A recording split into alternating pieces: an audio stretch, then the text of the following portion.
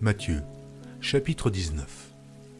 Lorsque Jésus eut achevé ses discours, il quitta la Galilée et alla dans le territoire de la Judée, au-delà du Jourdain. Une grande foule le suivit, et là, il guérit les malades.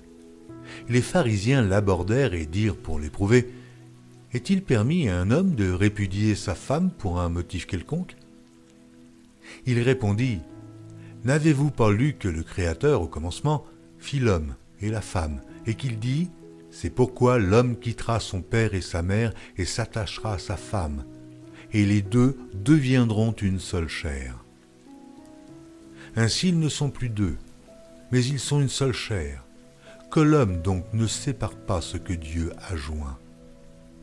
Pourquoi donc, lui dirent-ils, Moïse a-t-il prescrit de donner à la femme une lettre de divorce et de la répudier? Il leur répondit, c'est à cause de la dureté de votre cœur que Moïse vous a permis de répudier vos femmes. Au commencement, il n'en était pas ainsi. Mais je vous dis que celui qui répudie sa femme, sauf pour infidélité, et qui en épouse une autre, commet un adultère. Ses disciples lui dirent, si telle est la condition de l'homme à l'égard de la femme, il n'est pas avantageux de se marier. Il leur répondit, tous ne comprennent pas cette parole, mais seulement ceux à qui cela est donné.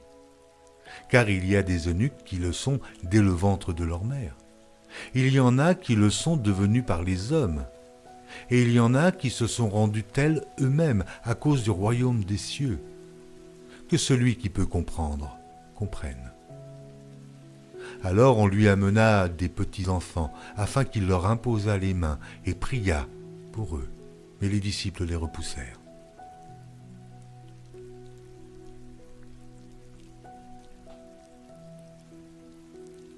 Et Jésus dit, laissez les petits-enfants, et ne les empêchez pas de venir à moi, car le royaume des cieux est pour ceux qui leur ressemblent.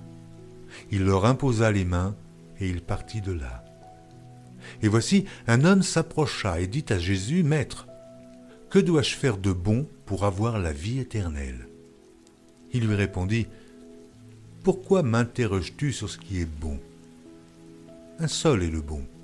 Si tu veux entrer dans la vie, observe les commandements. » Lesquels, lui dit-il? Et Jésus répondit, « Tu ne tueras point, tu ne commettras point d'adultère, tu ne déroberas point, tu ne diras point de faux témoignages, honore ton père et ta mère, et tu aimeras ton prochain comme toi-même. » Le jeune homme lui dit, « J'ai observé toutes ces choses, que me manque-t-il encore ?» Jésus lui dit, « Si tu veux être parfait, va. Vends ce que tu possèdes, donne-le aux pauvres, et tu auras un trésor dans le ciel. Puis, viens et suis-moi. » Après avoir entendu ces paroles, le jeune homme s'en alla tout triste, car il avait de grands biens.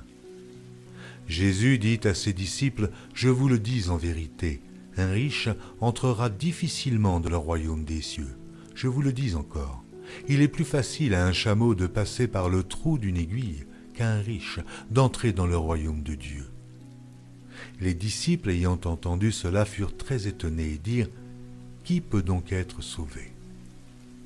Jésus les regarda et leur dit, « Aux hommes cela est impossible, mais à Dieu tout est possible. » Pierre, prenant la parole, lui dit, « Voici, nous avons tout quitté et nous t'avons suivi. Qu'en sera-t-il pour nous ?» Jésus leur répondit, « Je vous le dis en vérité, quand le Fils de l'homme, au renouvellement de toutes choses, sera assis sur le trône de sa gloire, vous qui m'avez suivi, vous serez de même assis sur 12 trônes, et vous jugerez les 12 tribus d'Israël. Et quiconque aura quitté à cause de mon nom ses frères ou ses sœurs, ou son père, ou sa mère, ou sa femme, ou ses enfants, ou ses terres, ou ses maisons, recevra le centuple et héritera la vie éternelle. Plusieurs des premiers seront les derniers, et plusieurs des derniers seront les premiers. »